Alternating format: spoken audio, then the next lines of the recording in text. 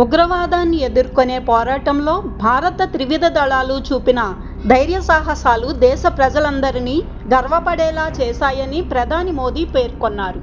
ఉగ్రవాదానికి వ్యతిరేకంగా చేపట్టిన ఆపరేషన్ సింధూర్ దేశవ్యాప్తంగా కొత్త ఉత్సాహాన్ని తీసుకొచ్చిందన్నారు. మన జవాన్లు చూపిన అపార ధైర్యం ప్రతి భారతీయుడిలో దేశభక్తిని రెట్టింపు చేసిందన్నారు.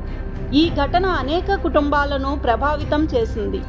ఉగ్రవాదానికి వ్యతిరేకంగా దేశం మొత్తం ఏకమైందని ప్రధాని పేర్కొన్నారు.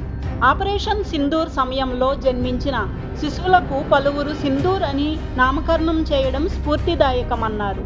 ఆపరేషన్ సింధూర్ కేవలం ఒక సైనిక చర్య మాత్రమే కాదు, అది మన ధైర్యానికి, దేశభక్తికి నిలువెత్తు నిదర్శనమన్నారు. అదేవిధంగా మావోయిస్టుల హింసాత్మక కార్యకలాపాలపై కూడా ప్రధాని మోదీ స్పందించారు. మావోయిస్టులు హింసాత్మక చర్యలు కూడా క్రమంగా తగ్గుతున్నాయని తెలిపారు. దంతేవాడ ఆపరేషన్లో జవాన్లు చూపిన సాహసం అభినందనీయమన్నారు. మావోయిస్టుల హింస గతంతో పోలిస్తే గణనీయంగా తగ్గిందన్నారు.